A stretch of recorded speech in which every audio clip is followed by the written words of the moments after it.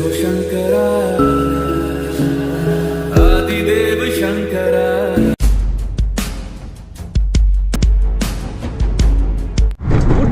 Good morning from Bengaluru. ব্যাঙ্গালুরুতে আমাদের আজকে দ্বিতীয় দিন। আমরা বেরোচ্ছি ব্যাঙ্গালোরের আদিযোগী দর্শন করতে। ব্যাঙ্গালুরুর এই আদিযোগী ব্যাঙ্গালুরু শহর থেকে প্রায় 60-65 কিলোমিটার দূরে কিন্তু অবস্থিত, ফাঁকা একটা পাহাড়ের মধ্যে, যেটা নন্দী হিল বলে। সেই নন্দী হিল পাহাড়ের মধ্যে কিন্তু বেশি আদিযোগী অবস্থিত। থেকে আমাদেরকে যেতে হবে ব্যাঙ্গালুরু ম্যাজেস্টিক বাস স্ট্যান্ডে। সেই বাস স্ট্যান্ড থেকে আবার বাস ধরে কিন্তু আমাদেরকে যেতে হবে সেই আদিযোগী দর্শন করতে। তো এখন সেই অটোতেই আমরা যাচ্ছি, ওলা বুক করে নিলাম। আপনারা চাইলে কিন্তু ব্যাঙ্গালোরের বিভিন্ন জায়গাতে কিন্তু সেই পাবলিক যে ট্রান্সপোর্ট রয়েছে সেই গাড়িতে কিন্তু যেতে পারি। এখন কিন্তু ওলাতে রয়েছি, যাওয়া যাক ম্যাজেস্টিক বাস স্ট্যান্ডে। জামা ষষ্ঠীটা মিস করে গেলাম। আজকে সত্যি জামা ষষ্ঠীটা মিস হয়ে গেল আমাদের। আসছে বছর দেখা হবে। জামা ষষ্ঠী প্রতি বছরই আসবে, কিন্তু ঘোরা তো প্রতি বছর হবে না। তো সেই সোর্সে কিন্তু বেরিয়ে পড়েছি আমরা ঘোরার জন্য, আদিযোগী দর্শন করার জন্য। ব্যাঙ্গালোর রয়েছে সবচেয়ে মজার বিষয়, যেটা আমার সবচেয়ে ভালো লাগবে, সেটা কিন্তু ব্যাঙ্গালোরের আবহাওয়া। যখন তখন বৃষ্টি নামছে, যখন তখন আবহাওয়া চেঞ্জ হচ্ছে, বেশ মজা। কিন্তু পারফেক্ট একটা আবহাওয়ার জায়গা বলতে গেলে ব্যাঙ্গালোর শহর, কারণ শহরটা কিন্তু পাহাড়ের মধ্যে অবস্থিত। তো এই জন্য কিন্তু এই আবহাওয়াগুলো, মানে যখন তখন মেঘলা আবহাওয়া হচ্ছে, ঠান্ডা ওয়েদার। বিশেষ করে এখানকার লোকজন কিন্তু জ্যাকেট পরে ঘুরে বেড়াচ্ছে। তবে 10টা-11টা বাজে, বেশিরভাগ লোক কিন্তু দেখছি জ্যাকেট পরে বাইক চালাচ্ছে।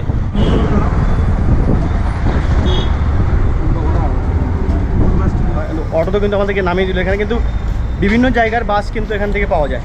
গোটা ব্যাঙ্গালুরু শহরের বিভিন্ন জায়গার বাস কিন্তু এখানে আসে, বা এখান থেকে বিভিন্ন জায়গায় কিন্তু যাওয়া যায়। এখন কিন্তু আমরা যাবো সেই চিকাবল্লপুর যাওয়ার যে বাস স্ট্যান্ড, সেখানে কিন্তু আমরা যাবো। সেখান থেকে বাস ধরে কিন্তু আমরা সেই চিকাবল্লপুর যাব আদিযোগী দর্শনে। ম্যাজেস্টিক বাস স্ট্যান্ডে এসে কিন্তু পৌঁছালাম আমরা। এখান থেকে কিন্তু আমাদেরকে চিকাবল্লপুরে যে বাস রয়েছে সেটা খুঁজে বের করতে হবে, যে কোথা থেকে সেই বাস যায়। তারপরে কিন্তু আমরা সেই চিকাবল্লপুর উদ্দেশ্যে যাব। আগে বাসটা খুঁজে পাওয়ার মেন কারণ কিন্তু রয়েছে, এই হচ্ছে বাস স্ট্যান্ড। এখান থেকে কিন্তু খুঁজে বের করতে হবে যে কোন কাউন্টার থেকে বাস যায়। তো দেখা যাক, ওদিকে বললো যে লাস্টে চিকাবল্লপুরের বাস যায় কিন্তু A1 থেকে, ওখানে লেখা রয়েছে এ বাস জায়গা চিকবল্লাপুর। ঠিক আছে, তো বাস আমরা পেয়ে গেলাম, কিন্তু এসে বাস পেয়ে গেলাম। ভাড়া এখান থেকে 72 টাকা বলছে।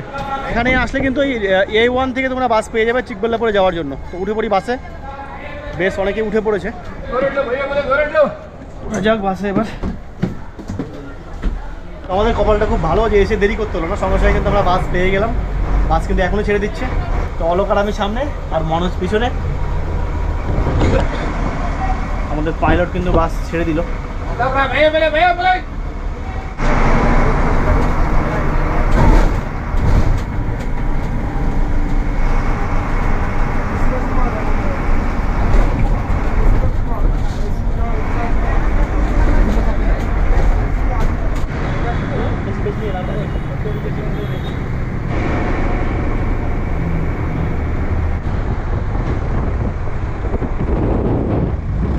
দূর থেকে 2.5 ঘন্টা সময় লাগলো আমাদের আসতে এই চিকাবল্লপুর বাস স্ট্যান্ডে। এখান থেকে কিন্তু আবার আমাদেরকে বাস বা কোনো শেয়ার অটো ধরে কিন্তু আমাদেরকে যেতে হবে সেই আদিযোগী দর্শনে, ঈশা ফাউন্ডেশনে। তো যাওয়া যাক, এবার দেখি কোথা থেকে বাস পাওয়া যায়। শেয়ার অটোতে এখান থেকে কিন্তু পাওয়া যায়, 50 টাকা করে কিন্তু আমাদেরকে এখান থেকে নিয়ে যাবে।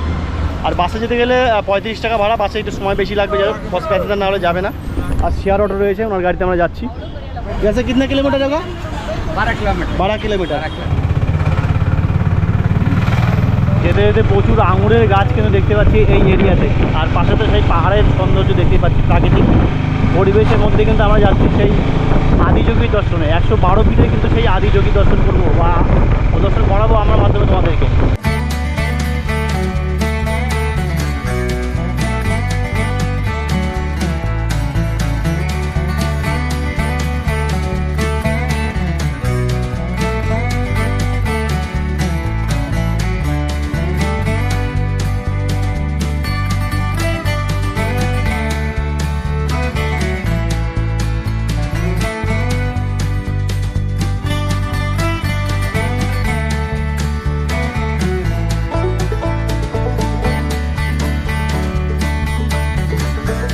দেখতে পাচ্ছি আদিযোগী চলে এসেছি, কিন্তু দেখো এই সেই আদিযোগীর মূর্তি, যার জন্য এতটা রাস্তা আসা।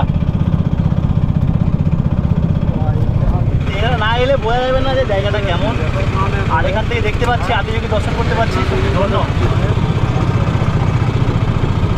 অবশেষে এসে হাজির হলাম আদিযোগী দর্শনে। এখান থেকে এত সুন্দর লাগছে দেখতে, জায়গাটা বিভৎস জায়গা সত্যি। দর্শন করাবো 112 ফিটের কিন্তু সেই আদিযোগী। আদিযোগী কিন্তু দুটো রয়েছে, যে কর্ণাটকের আদিযোগী, আর একটা আদিযোগী রয়েছে তামিলনাড়ুতে, তামিলনাড়ু কোয়েম্বাটুরে। এখানেও যে রয়েছে আদিযোগী সেটা কিন্তু একই রকম। কিন্তু মন্দিরের এন্ট্রান্স, ঠিক তার পাশে রয়েছে পার্কিং ব্যবস্থা। এখান থেকে জুতা রেখে কিন্তু মন্দিরের ভিতরে আমাদেরকে প্রবেশ করতে হবে, যেখানে ফ্রি সার্ভিস দিচ্ছে কিন্তু এখানে।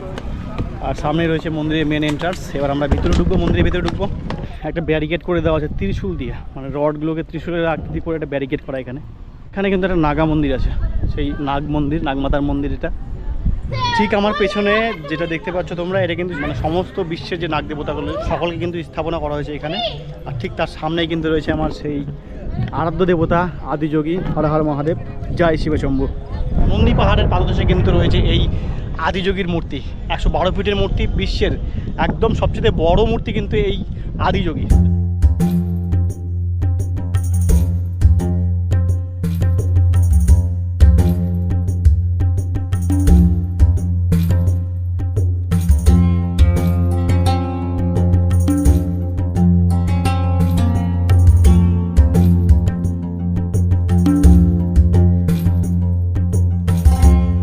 রয়েছে 2023 সালের 15ই জানুয়ারি মকর সংক্রান্তির দিন কিন্তু এর উদ্বোধন করা হয়েছিল। অনেকটা হলো দূর থেকে দর্শন, এবার একটু কাছে যাই, কাছে গিয়ে বাবার দর্শন করি আর সেটা তোমাদেরকে দর্শন করাই। সামনে কিন্তু বেশ বড় একটা নন্দী মহারাজ রয়েছে।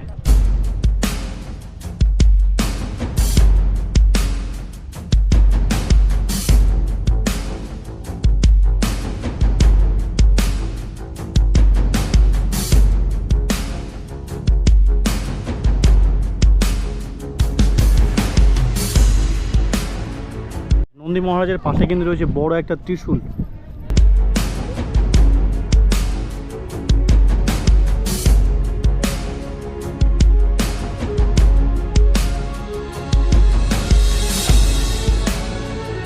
কিন্তু ওপরে উঠবো আর বাবার দর্শন কিন্তু একদম কাছে থেকে তোমাদেরকে করাবো।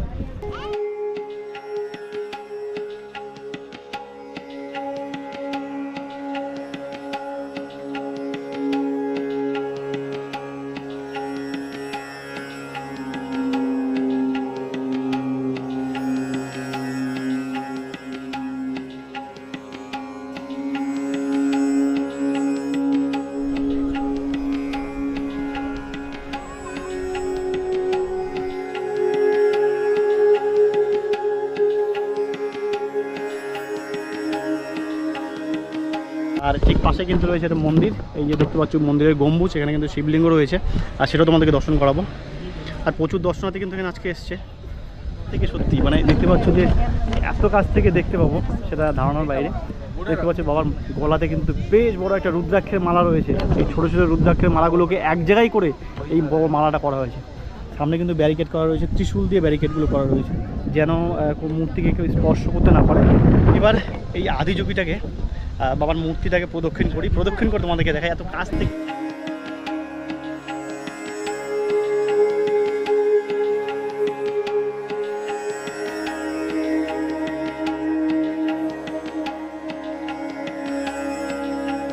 এই আদিযোগী দর্শন করতে এলে কিন্তু অন্যরকম এন্ট্রি ফি লাগে না।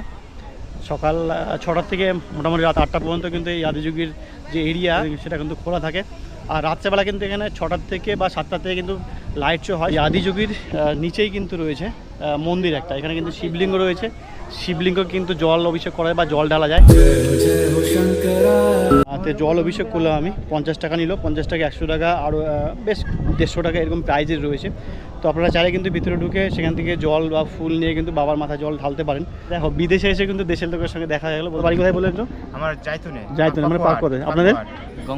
গঙ্গারামপুর। দেখো এখানে এসে হিন্দি কথা বললে কিন্তু বুঝে যে আধা বাঙালি আধা হিন্দি। তো সত্যি খুব ভালো লাগলো, দেশের লোক এখানে পেলাম, একদম কাছাকাছি লোক এই দেখার জন্য। আচ্ছা আচ্ছা, কেমন লাগছে বাবার দর্শন করে? ভালো, খুব ভালো। এখানে আমার 3বার আসা হলো আজকে। কাজের থ্রুতে এখানে থাকা, তারপরে তো বাবার দর্শন, তাই তো? ও এখানে যে সত্যি সার্থক যে বাবার দর্শন করতে পারলাম। আর বিশেষ করে মনোজকে বলবো না, বাগনাকে বলবো যে এই জায়গায় ওর কিন্তু দ্বিতীয়বার আসা আর ওর থ্রুতেই এখানে আসা। তোর কেমন লাগছে সেটা? আমার তো ভালো লাগছে। আমার তো খুব বাবারই আসে, মানে সত্যি বাবারই ডাকা, নাহলে তো না আসতে পারতাম না, অ্যাকচুয়ালি আসতে পারতাম না। তো বাগনাকে আর ধন্যবাদ দিয়ে ছোট করবো না, ছোট করা যায় না বাগনাকে। তো বেশ সুন্দর জায়গা। আর এখনও কিন্তু এখানে সমস্ত কাজ হয়নি, কনস্ট্রাকশনের কাজ কিন্তু প্রচুর কাজ চলছে। দেখে মনে হচ্ছে বাবা ছাড়া আমাদের কোনো উপায় নেই, কারণ চারিদিকে এত রোদ, তার মধ্যে কিন্তু বাবার ঠিক সামনে এই পোর্শনটাতে এই বাবার পেছন দিকটা দেখতে পাচ্ছ রোদ্রের মানে ইয়ের তাপটা পড়েছে, আর সামনে দিয়ে কিন্তু সব ভক্তরা বসে রয়েছে ঠিক ছায়াটা ঠিক এই জায়গাটাতে, কিন্তু বেশ সুন্দর লাগছে কিন্তু দেখে। আর এই জায়গাটা এলে পরে কিন্তু এখান থেকে আর উঠতে ইচ্ছা করা, যেখান থেকে উঠে অন্য সাইডে গিয়ে বসি। আর অ্যাকচুয়ালি বসার মতো কোনো জায়গাও নেই এখানে, যে নির্দিষ্ট কোনো সেল্টার বা সিট করাও নেই যে সেখানে ভক্তরা বসবে। এখানে কিন্তু সব ভক্তরা বসে একটু আরাম করছে। আর বাবার মূর্তির যে ছায়াটা পড়ছে সেই ছায়াটা কিন্তু সমস্ত ভক্তদের গায়ের উপর পড়ছে, বেশ ভালো লাগছে। আমি কিছুক্ষণ দাঁড়িয়ে ছিলাম ওখানে, চারিদিকটা কিন্তু রয়েছে পাহাড়ে ঘেরা, আর ঠিক তার মাঝখানে কিন্তু এই আদিযোগী সেই মূর্তি তোমরা দেখতে পাচ্ছ।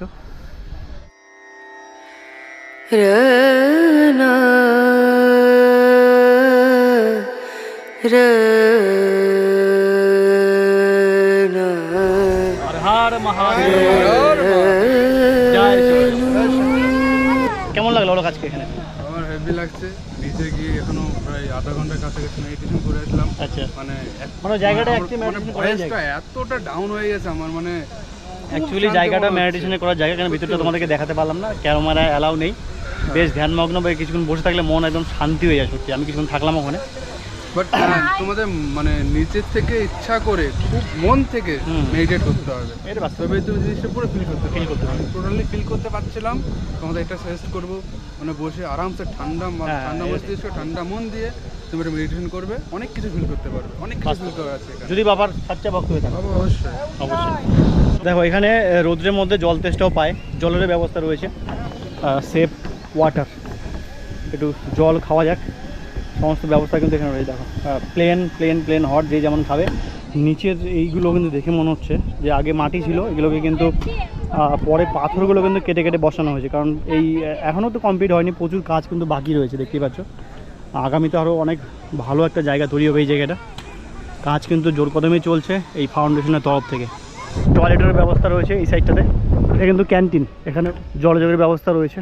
তো তোমাদের কেমন লাগলো ভিডিওটা সেটা কিন্তু অবশ্যই কমেন্ট করে জানাও। আর যদি ভিডিওটা ভালো লাগে অবশ্যই একটা লাইক করো, কমেন্ট করো। এরপরে কিন্তু আরও নতুন নতুন ভিডিও নিয়ে আসছি। দেখা হচ্ছে আবার নতুন একটা ভিডিওতে, নতুন জায়গাতে, নতুন বড়। ভালো থেকো সবাই।